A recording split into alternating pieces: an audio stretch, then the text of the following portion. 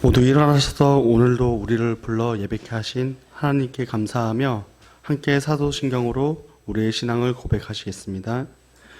나는 전능하신 아버지 하나님 천지의 창조주를 믿습니다. 나는 그의 유일하신 아들 우리 주 예수 그리스도를 믿습니다. 그는 성령으로 잉태되어 동정녀 마리아에게서 나시고 본디오 빌라도에게 고난을 받아 십자가에 못 박혀 죽으시고 장사된 지 사흘 만에 죽은 자 가운데서 다시 살아났으며 하늘에 오르시어 전능하신 아버지 앉아 계시다가 거기부터 살인자와 죽은 자를 심판하러 오십니다.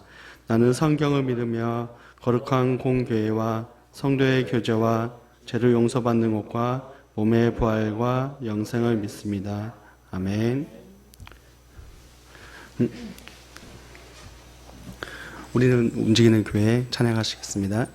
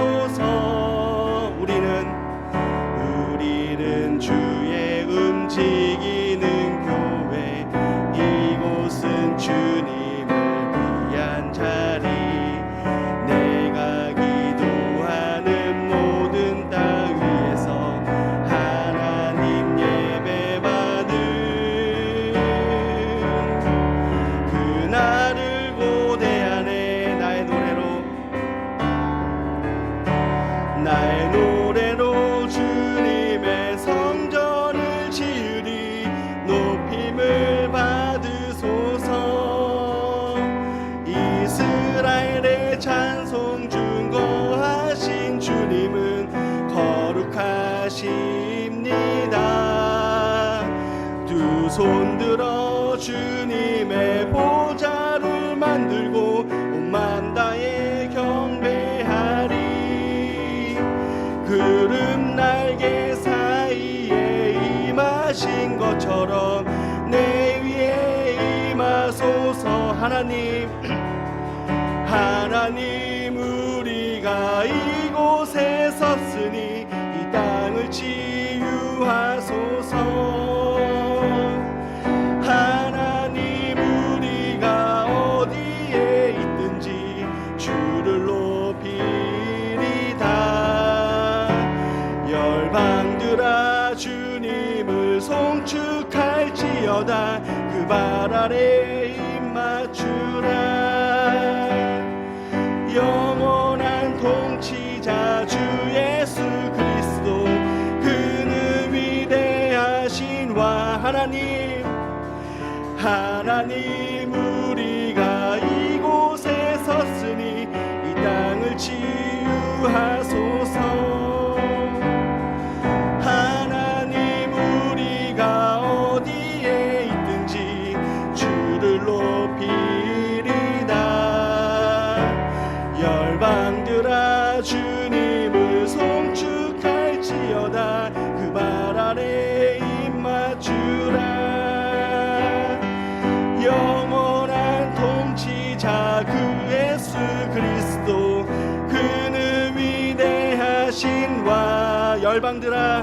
열방들아 주님을 송축할지어다. 그 발 아래 입 맞추라.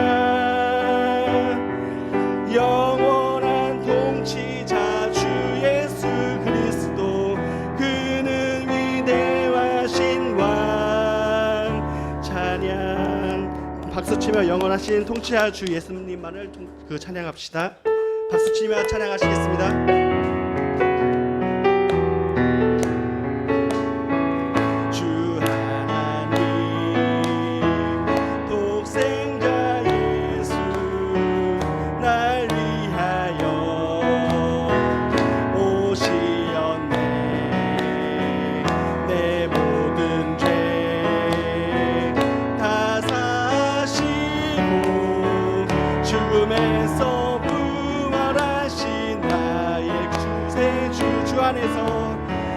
주 안에서 거듭난 생명 도우시는 주의 사랑, 참 기쁨과 확신 가지고 예수님의 도우심을 믿으며 살리. 살아계신 주, 살아계신 주, 나의 참된 소망, 걱정 근심 전혀 없네. 사랑의 주 내 갈 길 인도하니, 내 모든 삶의 기쁨 늘 충만하네. 그 언젠가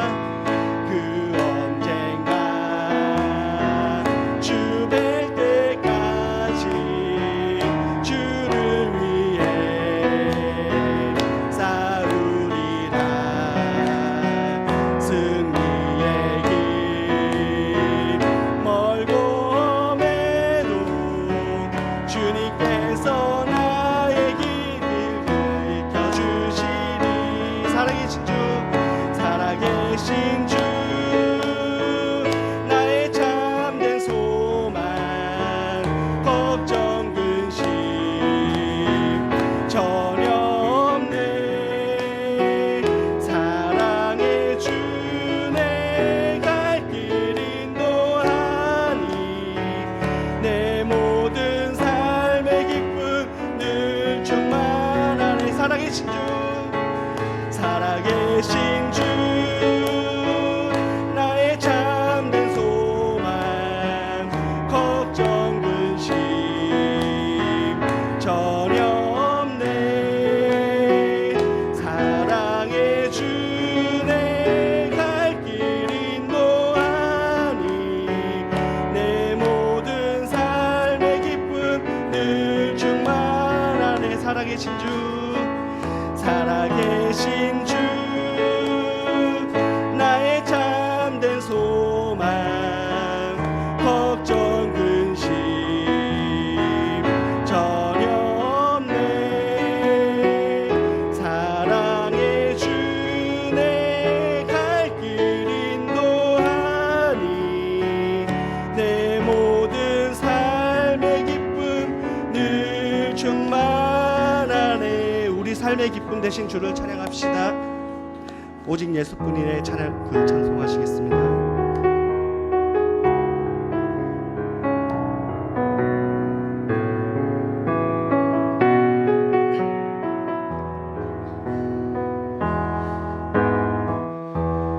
은혜 아니면 살아갈 수가 없네.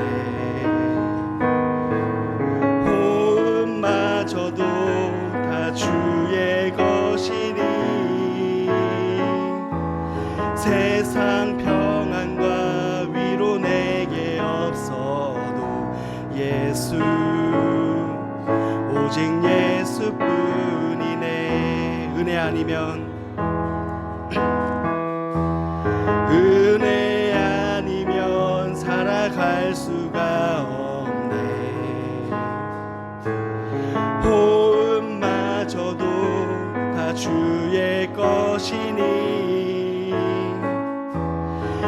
세상 평안과 위로 내게 없어도 예수 오직 예수뿐이네. 크신 계획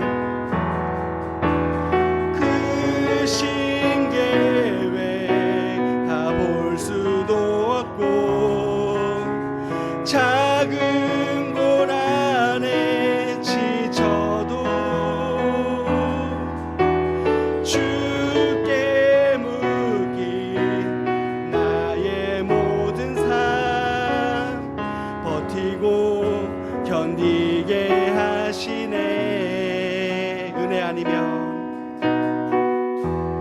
은혜 아니면 살아갈 수가 없네. 나의 모든 것 다 주께 맡기니 참된 평안과 위로 내게 주신 주 예수 오직 예수뿐이네. 다시 찬양하십니다. 은혜 아니면 살아갈 수가 없네. 호흡마저도 다 주의 것이니 세상 평안과 위로 내게 없어도 예수 오직 예수뿐이네. 크신 계획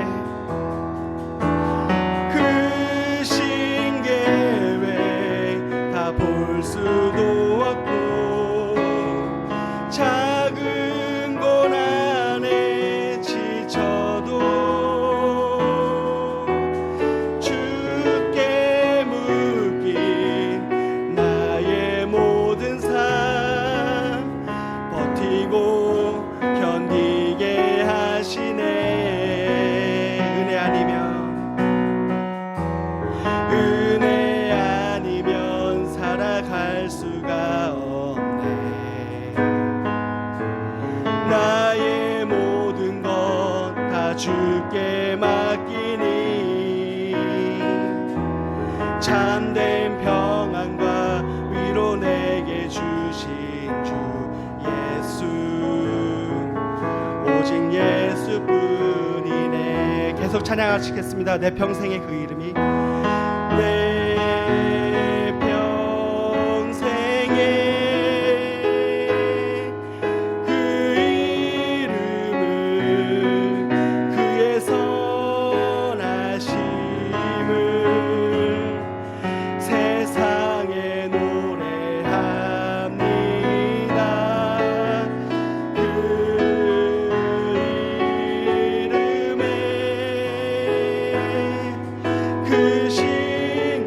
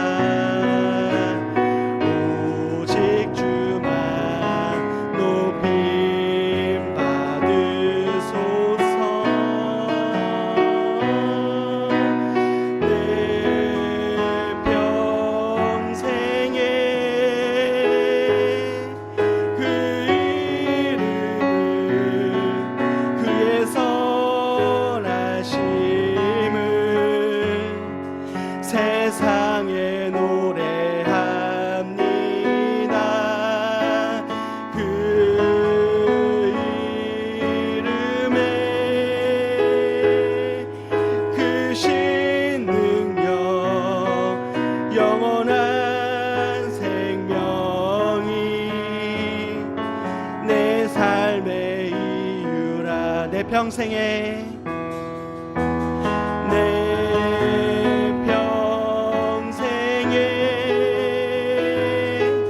그 이름을 그의 선하심을 세상에 노래합니다. 그 이름에 그 신능력 영원한 생명이 내 삶의 이유라. 우리가 평생 찬양하고 묵상하고 기도할 예수 그리스도의 이름을 기억하며 침묵으로 기도하시겠습니다.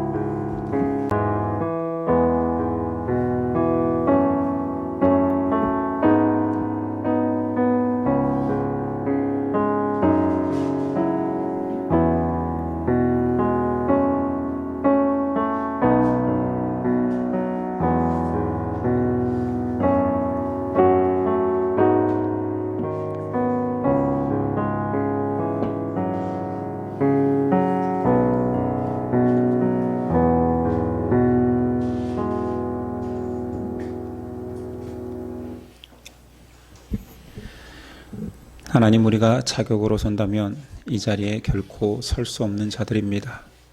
그러나 은혜로 이 자리 앞에 서오니 우리 예배를 받아주시고 하나님의 백성다움으로 하나님의 믿음으로 채워 주옵소서. 한 주간의 삶을 돌아보길 원합니다. 내 뜻대로, 내 감정대로, 내 의지대로, 내가 원하는 대로 살지 않았습니까? 하나님, 믿음 주셔서 하나님의 뜻대로, 하나님의 믿음대로, 하나님의 의지대로 살 수 있는 우리 될 수 있도록 도와주시옵소서. 여전히 사랑하기에 부족한 우리 가운데 사랑 주시고, 용서하기 힘들어하는 우리 가운데 용서할 수 있는 마음 주시고, 편견 가운데 사랑할 자만 사랑하려 하는 우리의 속사랑 가운데 하나님께서 예수 그리스도 닮은 사람 주셔서 변화된 새 삶으로 우리 안에 한계 안에서만 사랑하는 것이 아니라 그리스도 안에서 사랑할 수 있는 힘을 허락하옵소서. 아픈 자 있습니다. 병든 자 있습니다. 치료의 광선, 하나님께서 지금도 은혜의 광선을 바라시니 하나님 앞에 기도할 때에 낫는 은혜, 회복되는 은혜, 그래서 다시 하나님의 백성으로 열심히 살겠다라는 소망의 은혜가 있게 하옵소서. 우리가 드린 예물이 있습니다. 공동체가 든든히 서가게 하여 주시고 연약한 자 가운데, 복음을 모르는 자 가운데 복음이 전파될 수 있도록 하나님 도와주옵소서. 오늘도 예배를 하나님께 맡기오며 예수 그리스도의 이름으로 기도드립니다. 아멘. 우리 일어나셔서 십계명 낭독이 있겠습니다. 하나님이 이 모든 말씀으로 말씀하여 이르시되, 나는 너를 애굽 땅 종되었던 집에서 인도하여 낸 내 하나님 여호와니라. 제1은 너는 나 외에는 다른 신들을 내게 두지 말라. 제2는 너를 위하여 새긴 우상을 만들지 말고, 또 위로 하늘에 있는 것이나 아래로 땅에 있는 것이나 땅 아래 물속에 있는 것에 어떤 형상도 만들지 말며 그것들에게 절하지 말며 그것들을 섬기지 말라. 제3은 너는 내 하나님 여호와의 이름을 망령되게 부르지 말라. 제4는 안식일을 개혁하여 거룩하게 지키라. 제5는 내 부모를 공경하라. 제6은 살인하지 말라. 제7은 간음하지 말라. 제8은 도둑질하지 말라. 제9는 내 이웃에 대하여 거짓 증거하지 말라. 제10은 내 이웃의 집을 탐내지 말라.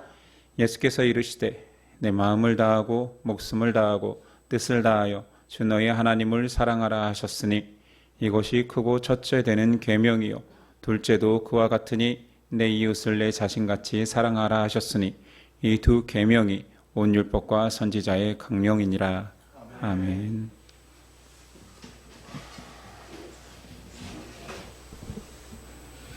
오늘 우리에게 주시는 하나님의 말씀은 사도행전 10장 1절로 48절까지입니다.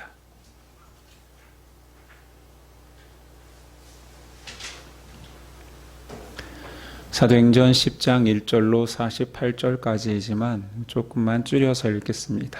16절까지 읽고 42절부터 마지막 절까지 읽겠습니다. 앞에 PPT를 참고하시면 될 것 같습니다.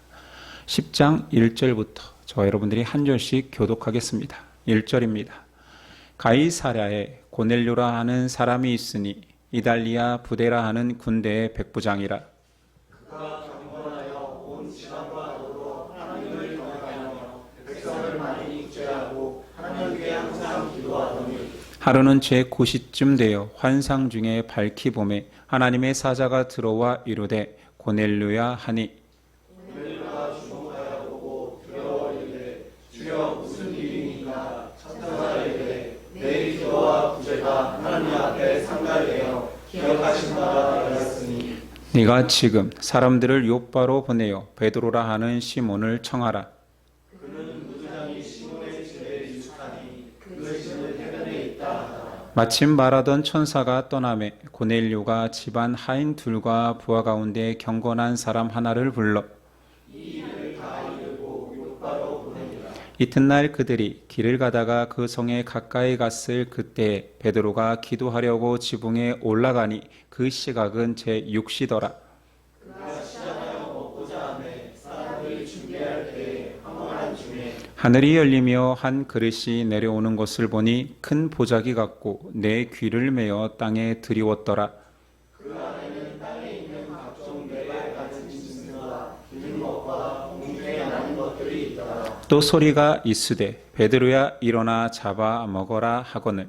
베드로가 이르되 주여 그럴 수 없나이다. 속되고 깨끗하지 아니한 것을 내가 결코 먹지 아니하였나이다 하는데 또 두 번째 소리가 있으되 하나님께서 깨끗하게 하신 것을 내가 속되다 하지 말라 하더라.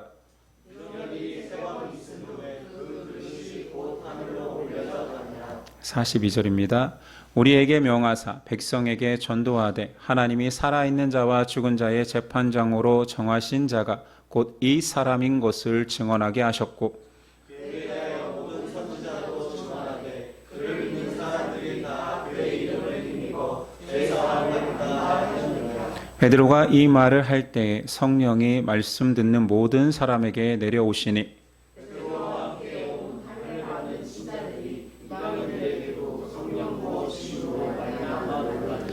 이는 방언을 말하며 하나님 높임을 들음이러라.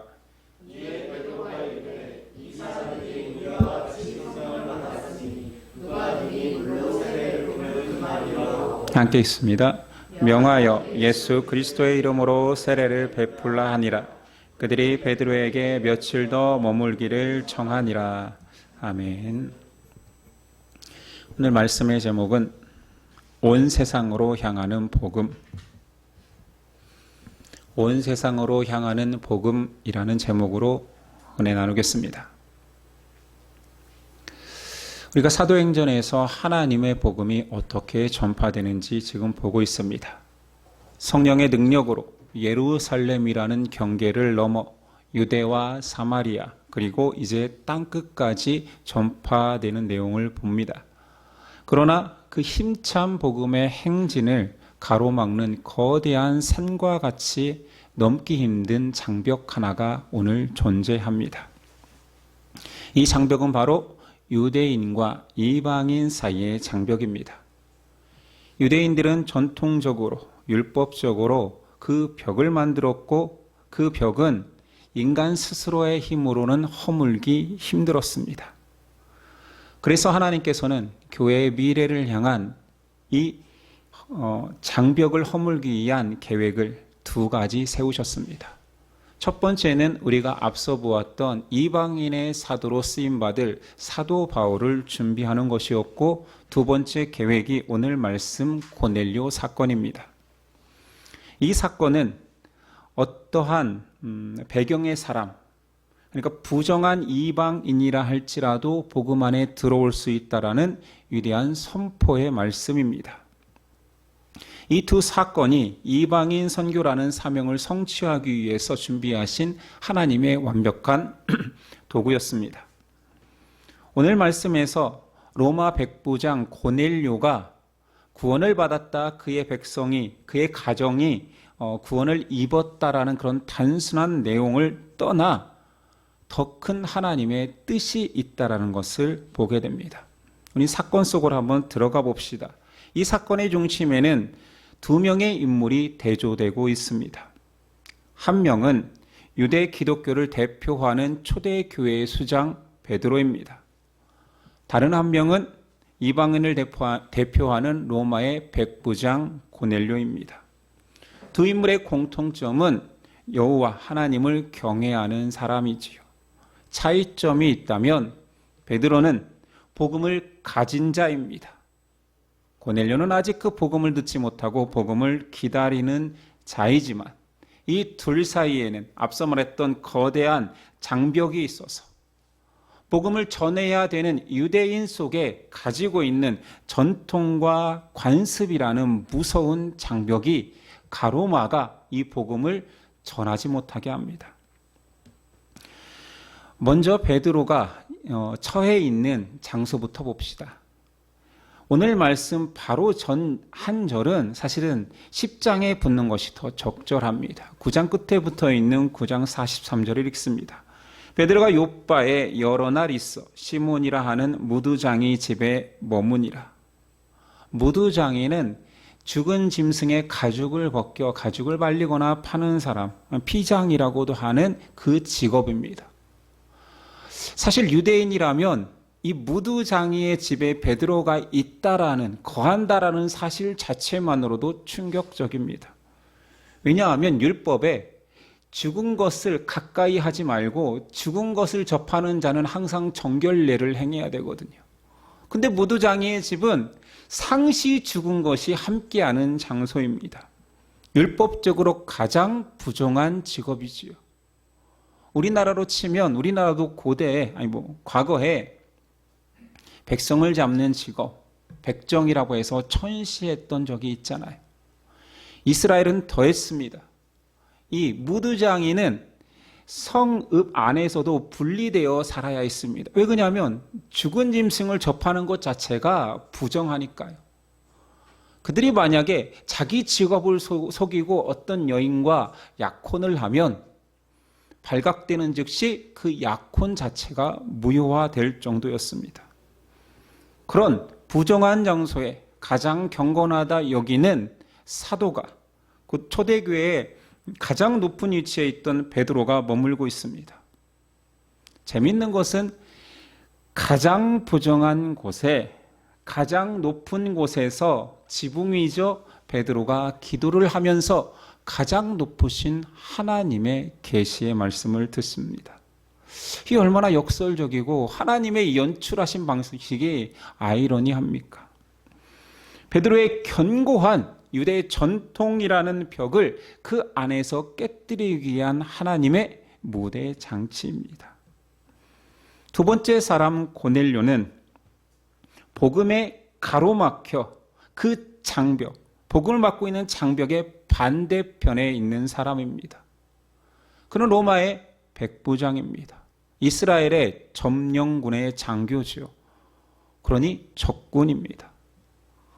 고넬료를 수식하는 성경의 말은 이렇습니다. 2절, 그가 경건하여 온 집안과 더불어 하나님을 경외하며 백성을 많이 구제하고 하나님께 항상 기도하더니. 22절은 이렇습니다. 그들이 대답하되 백부장 고넬료는 의인이요 하나님을 경외하는 사람이라 유대 온 족속이 칭찬하더니 그가 거룩한 천사의 지시를 받아 당신을 그 집으로 청하여 말을 들으려 하느니라 한대.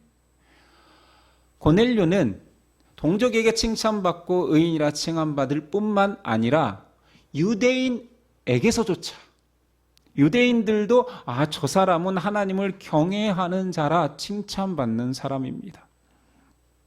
그러나 그가 받고 있는 칭찬과 경건에도 불구하고 결코 넘을 수 없는 한계가 있으니 그는 이방인입니다. 왜 성경에서 이방인이 크나큰 한계가 되는지는 이건 신학적 접근이 필요합니다. 자, 구원은 구약 성경 여호와를 믿는 사람에게 구원은 누구에게 있습니까?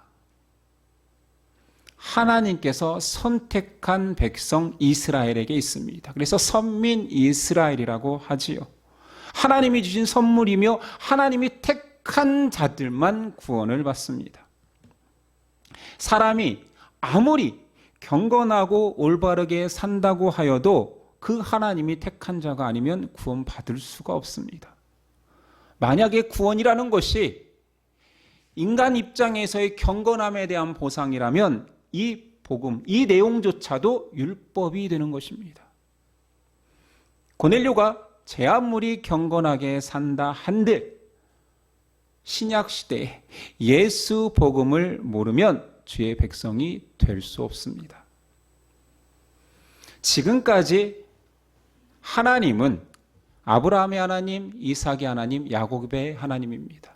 이스라엘의 하나님이지요.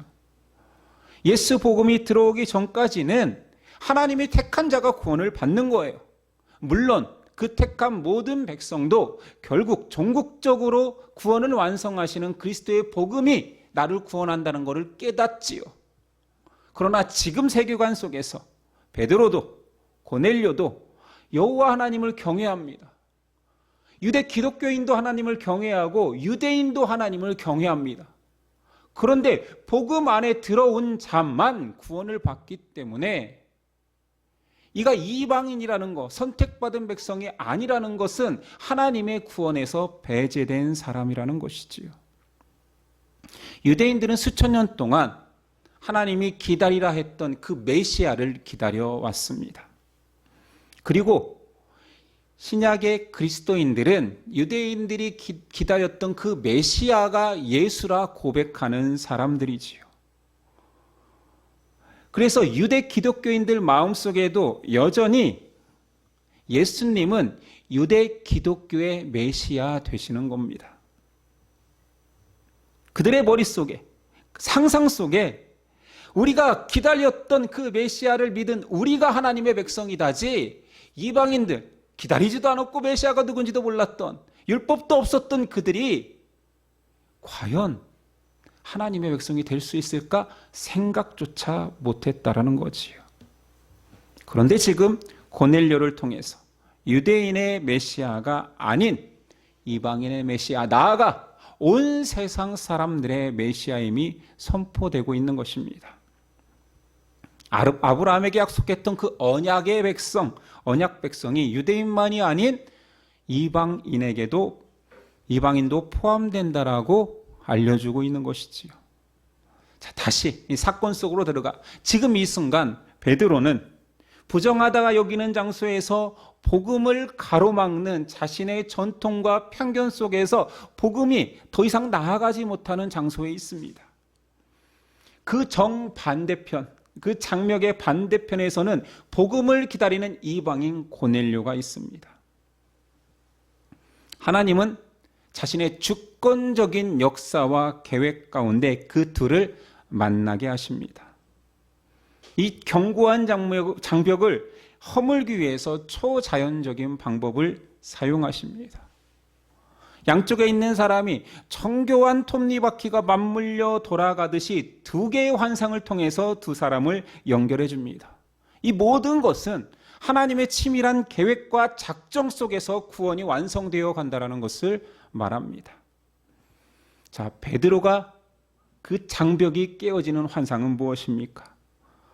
기도하는 중에 하나님의 환상을 봅니다. 하늘에서 큰 보자기가 내려오지요. 그 안에 율법에서 금하고 있던 부정한 짐승들이 가득 담겨 있습니다. 그리고 말씀하십니다. 13절 이하. 또 소리가 있으되 베드로야 일어나 잡아 먹어라 하거늘 베드로가 이르되 주여 그럴 수 없나이다. 속되고 깨끗하지 아니한 것을 내가 결코 먹지 아니하였나이다 한데. 환상 중에 하나님이 주셨어도 베드로는 결코 먹을 수 없습니다. 뼛속까지 유대인인 그는 내가 지금까지 한 번도 그것을 먹은 적이 없습니다. 왜 저를 부정한 것을 먹게 하십니까? 갈등할 수밖에 없는 거지요. 첫 번째 음성에 순종할 수 없었습니다. 두 번째 똑같은 환상, 내가 거룩하다 하는 것을 너가 속되다 하지 말라, 먹으라. 부정합니다. 세 번의 음성이 있은 이후에야 베드로의 편견의 벽이 하나님의 말씀으로 깨어집니다. 여기서 한 가지. 여러분들은 또는 저는 성경을 보면서 많은 부분 이 환상에 집중합니다. 신비한 거. 기도 중에 내 시야에 결코 사람은 볼 수 없는 신비한 것들을 경험한 것을 우리는 신비로 여기지요.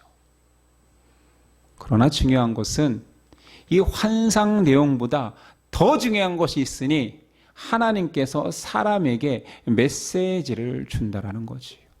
하나님이 말씀하십니다. 15절 두 번째 소리가 있으되 하나님께서 깨끗하게 하신 것을 내가 속되다 하지 말라. 단순히 음식 규정, 율법을 바꾸겠다라는 그런 개념이 아닌 거예요. 하나님이 지금 놀라운 진리를 선포하고 있지요. 너희 안에 선민, 너희만 깨끗함을 입었다라고 여기는 그 선민 사상. 아니다.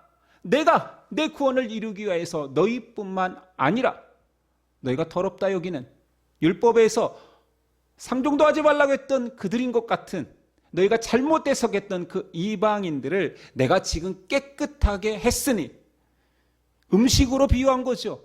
내가 너에게 먹으라 하면 먹어야 된다. 하나님의 과격한 그리고 위대한 선포지요. 베드로가 이 환상을 보고 있을 때 반대쪽에 고넬료도 환상을 접했습니다.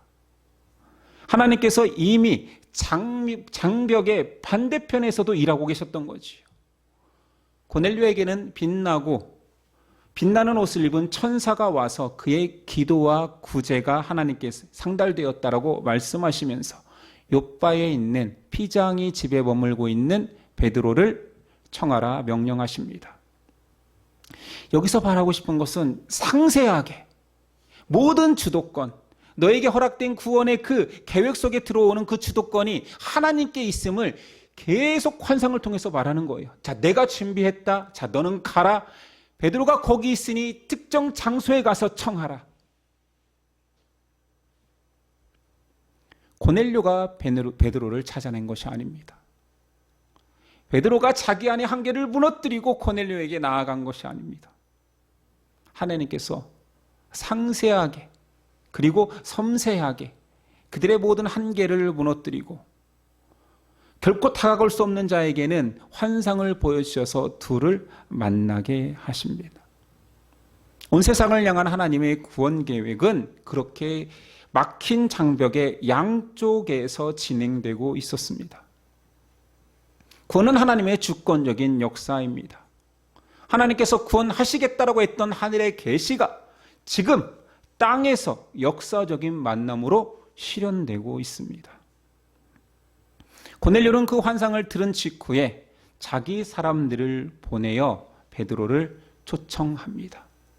그런데 그 초청하려고 갔던 고넬료의 사람들이 베드로가 머물고 있는 피장이 집에 유숙하는 일이 있습니다. 그냥 데려오면 되잖아요. 그런데 같이 하룻밤을 지냅니다. 자, 그 집은 누구의 집입니까?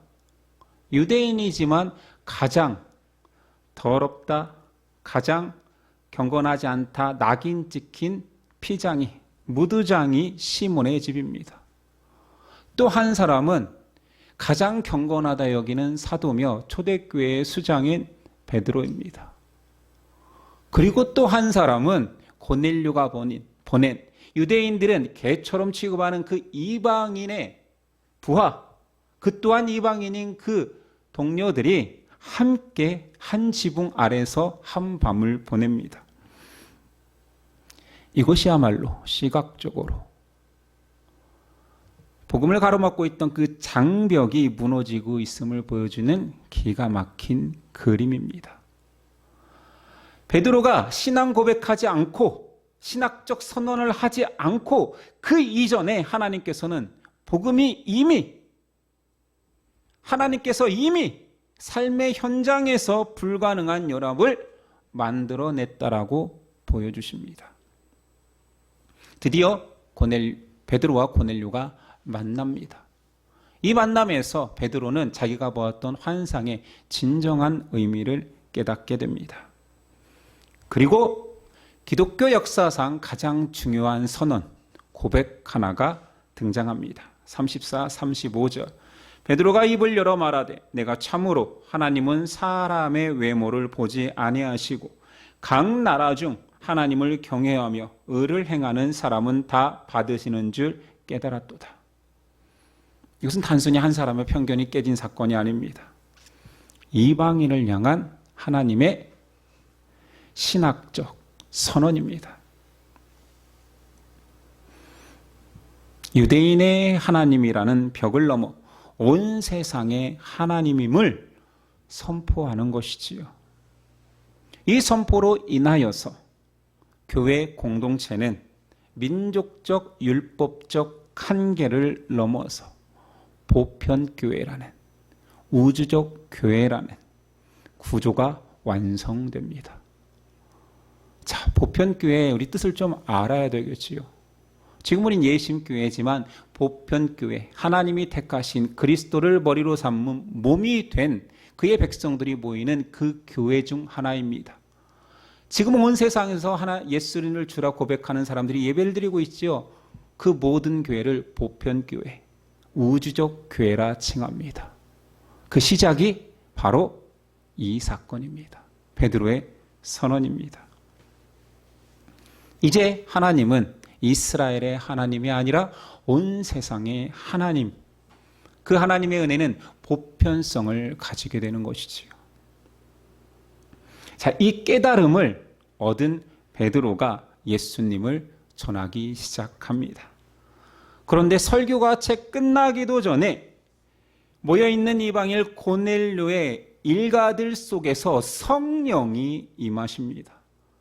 성령 충만하여서 방언하고 하나님을 높이는 찬양을 하기 시작합니다. 아니, 지금은 베드로가 설교도 마치지 않았고 베드로가 지금 안수하지도 않았고 세례를 베풀지도 않았습니다. 그 이전에 성령이 임하신 거예요. 이게 또 중요합니다. 하나님이 친히 사람을 통해 일하시지만 자신의 주권적인 역사로 이방인을 자신의 구원의 은혜 가운데 포함시켰다라는 선언이지요. 인치심이죠. 강력한 성령의 확증입니다. 유대인들은 벌써 성령 임재를 경험했던 자들입니다. 그런데 동일한 성령의 역사가 우리에게만 주어질 줄 알았던 그 역사하심이 이방인에게 나타나는 거예요. 고넬료의 일가만 놀란 것이 아닙니다. 아니, 우리를 택하셨다라고 확증하시는 성령의 임재가 이방인에게도 나타났으니 베드로와 유대인에게도 충격입니다. 그래서 이 거부할 수 없는 증거 앞에서 베드로가 외치는 것입니다. 47절이에요. 예, 베드로가 이르되 이 사람들이 우리와 같이 성령을 받았으니 누가 능히 물로 세례의 베품을 금하리요 하고 명하여 예수 그리스도의 이름으로 세례를 베풀라 하니라. 베드로의 고백의 핵심은 우리가 같은 성령을 받았다입니다. 유대인이나 이방인이나 차별 없이 하나님께서 한 성령의 임재를 허락하시는구나. 그러니 한 성령, 한 세례, 그리스도 안에서의 한 몸이 이루어지는 세계관이 완성된 것입니다. 그리고 마지막에 고넬료는 베드로에게 며칠 더 머물기를 청하는 이 모습이 하나된 형제의 자매, 교제의 모습으로 절정을 이루는 것입니다. 부정한 이방인의 집에서 거룩한 사도가 함께 자며 교제하는, 이전에는 결코 상상할 수 없는 일이 이루어지고 있는 것입니다. 복음을 가로막고 있던 모든 편견과 장벽이 그리스도의 복음과 성령의 능력 안에서 완전히 무너져 내렸습니다. 우리는 하나님의 섭리를 봐야 됩니다. 우린 단순히 고넬료 사건을 통하여서 믿음으로 기도하는 자, 하나님을 구하는 자는 하나님을 만나는구나, 그 가정을 하나님께서는 고넬료뿐만 아니라 그 가정까지도 구원하시는 거로 축소해서 보면 안 됩니다. 그 사건이 있었지요. 이루어진 일입니다. 그러나 그것을 통해서 말씀하시고자 하는 하나님의 메시지가 있는 거지요. 한 유대인으로부터 시작된 하나님의 구원 계획이 온 세상을 향하여 계속 확장되고 있음을 고넬료 사건을 통해 보여주는 것입니다. 고넬료의 사건은 인류가 세운 모든 종류의 경계와 한계를 허물어뜨리는 사건이었습니다.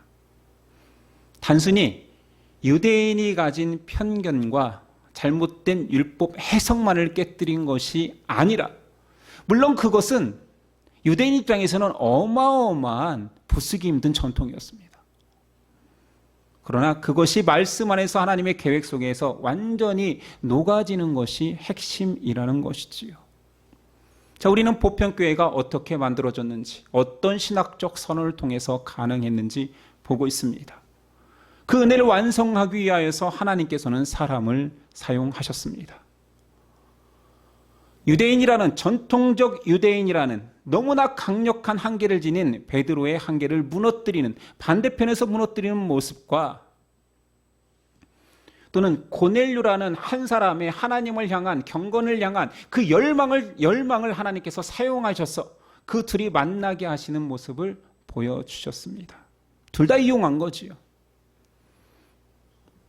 자, 그렇다면 우리한테는 무슨 적용이 필요합니까? 그런 놀라운 계획 속에서, 정말 맞물리는 톱니바퀴와 같이 견고한 하나님의 계획 속에서 우리가 그 쇠자구나로만 끝나면 21세기를 살아가는 우리 신앙인에게는 너무나 뭐라고 할까, 이 은혜가 큰 것은 사실이지만 공허한 적용이 될 수도 있습니다. 그 놀라운 구원 계획을 하나님께서 다 이룰 수 있지만 사람을 사용했다니까요. 그렇다면 우리도 사용된다라는 것입니다.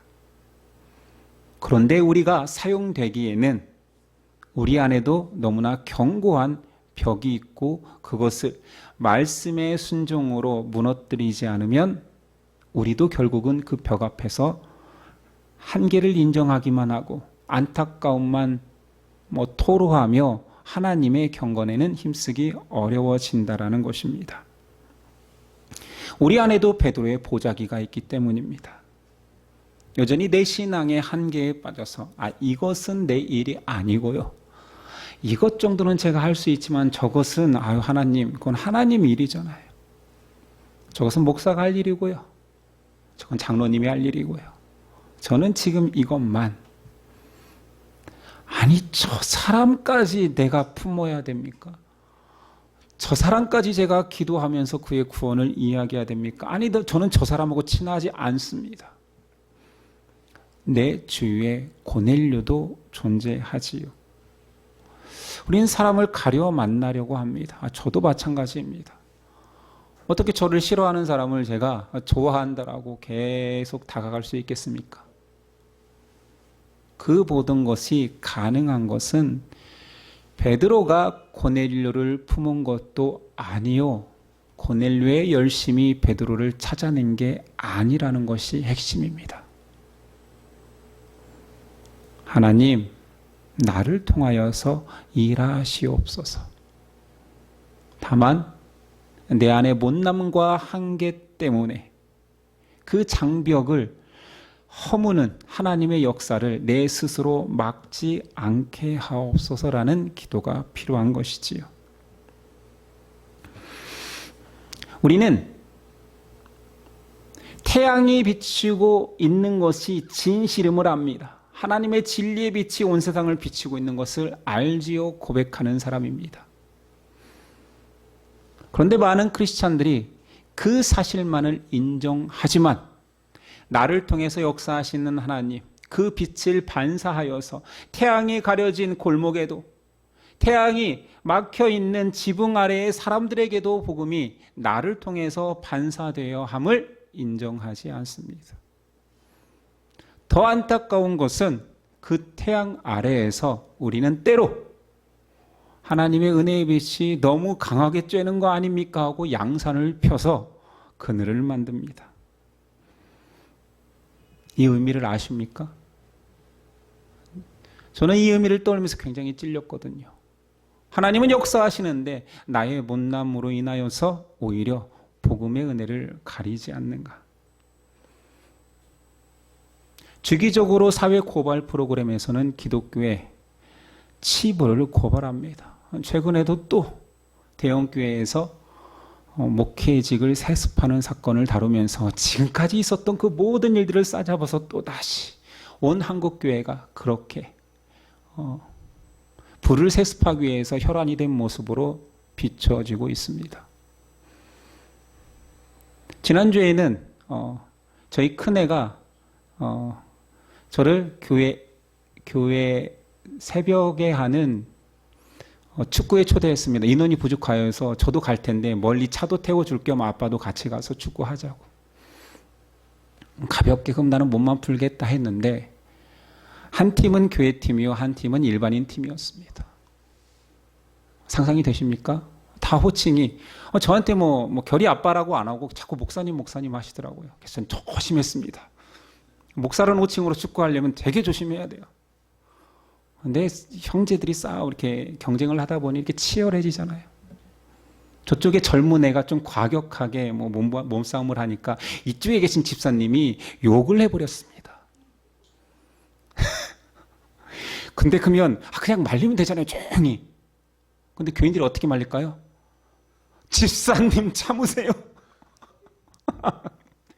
제가 막 그때부터 부끄러워가지고 집사님 참으세요. 집사님. 그리고 그보다 나이 많은 집사님 한 분은 호통을 칩니다.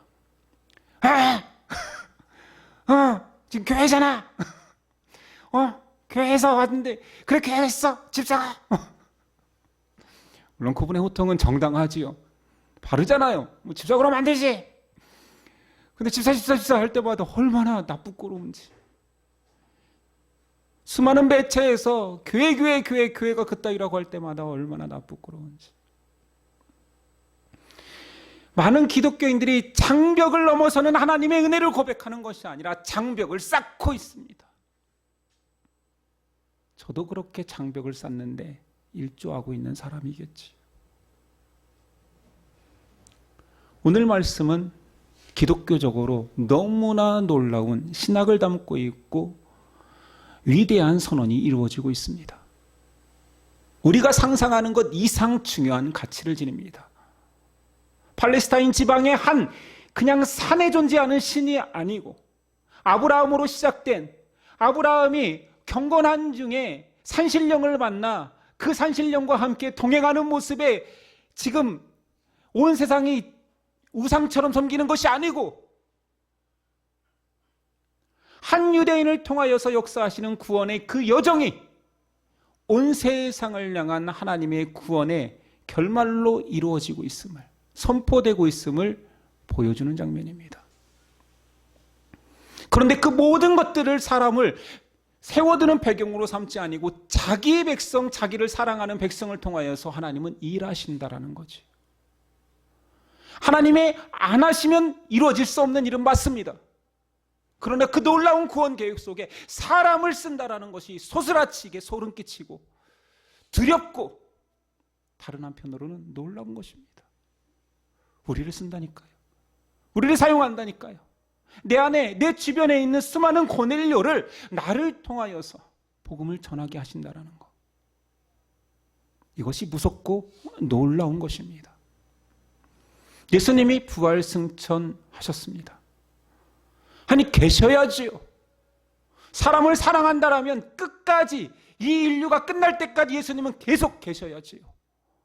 어디 하나님의 보좌 우편으로 간단 말입니까? 우리를 그냥 우리를 그냥 버려두시는 겁니까? 2000년 전에 예수님은 가셨습니다. 예수님이 지금도 계셨더라면 아마 더 많은 사람이 믿었을 수도 있겠지요. 그러나 그렇지가 않습니다. 예수님 다 이루었다. 그리고 내가 여기 있는 것보다 나의 영, 하나님의 영이신 성령이 있는 것이 너희에게 더 좋다 말씀하시고 더 좋은 은혜의 방편으로 이 상황을 만드셨습니다. 하나님의 은혜를, 하나님이 우리에게까지 복음을 비치게 하신 그 구원의 빛을 우리에게 비추게 하신 하나님의 은혜를 고백하는 게 1번이요.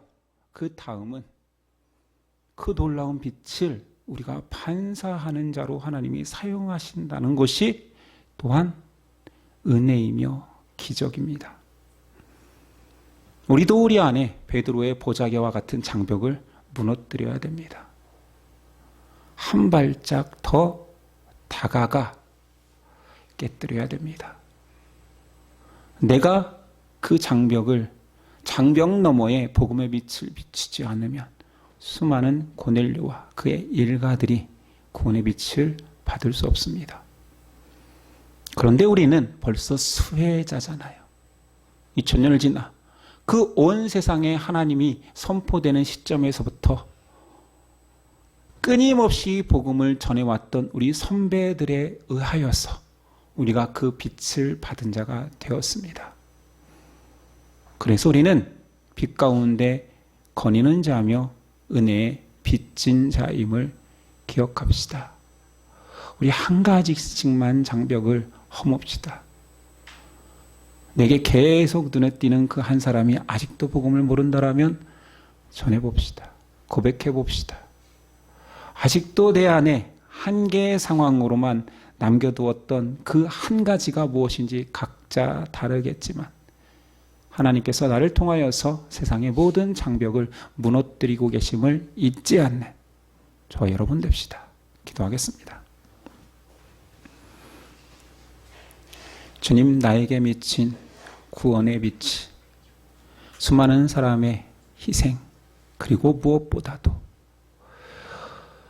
세상의 모든 시간과 공간 속에서 하나님의 놀라운 계획 가운데 이루어진 사실임을 알게 되었습니다. 친구가 전도하여서 교회에 나간 단순한 사건이 아니었습니다. 부모님이 태어날 때부터 교회 다니기에 교회 다니는 사건이 아닙니다. 나를 향한 하나님의 놀라운 계획과 사랑이 얼마나 큰지 오늘 고넬료의 사건을 통해 보았습니다. 그 모든 일이 이루어지지 않았더라면 지금 제 입술로 예수는 그리스도다 고백할 수 없었습니다. 감사합니다. 그 계획하심에 우리를 참여시켜 주셔서 감사하고 우리 또한 그 계획에 참여한 자들의 모습처럼 성령 충만하여 기뻐 뛰며 하나님을 노래하는 자로 살게 하옵소서. 내 안에 베드로의 보자기가 있습니다. 내 주변에 고넬료들이 있습니다. 나의 힘으로는 불가하오나 구원의 빛으로 내 모든 편견과 한계는 무너지고 나는 단순히 하나님 말씀에 순종하여 고백할 때 하나님의 나라가 확장될 것입니다. 나를 사용하옵소서. 예수 그리스도 이름으로 기도드립니다. 아멘. 일어나서 결단 찬송 드립니다.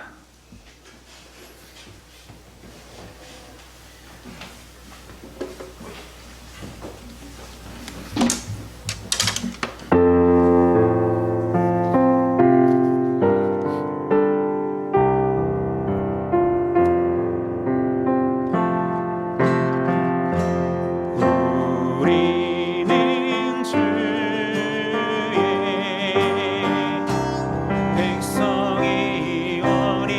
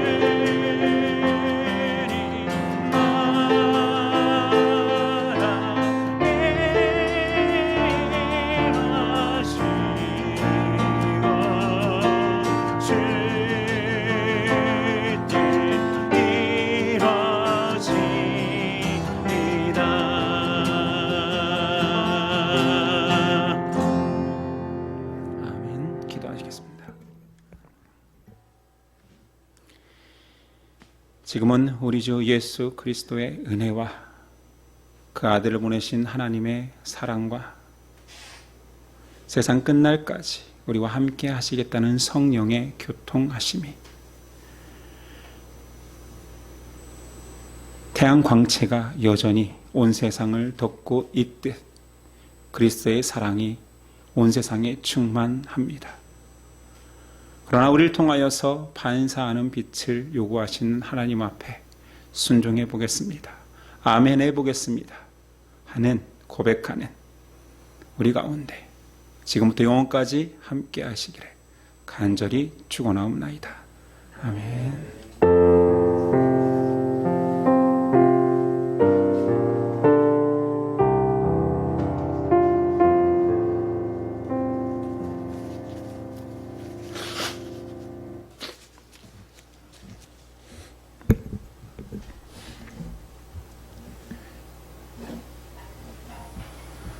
우리 옆사람과 이렇게 고백했으면 좋겠습니다. 당신이 하나님이 택하신 빛입니다.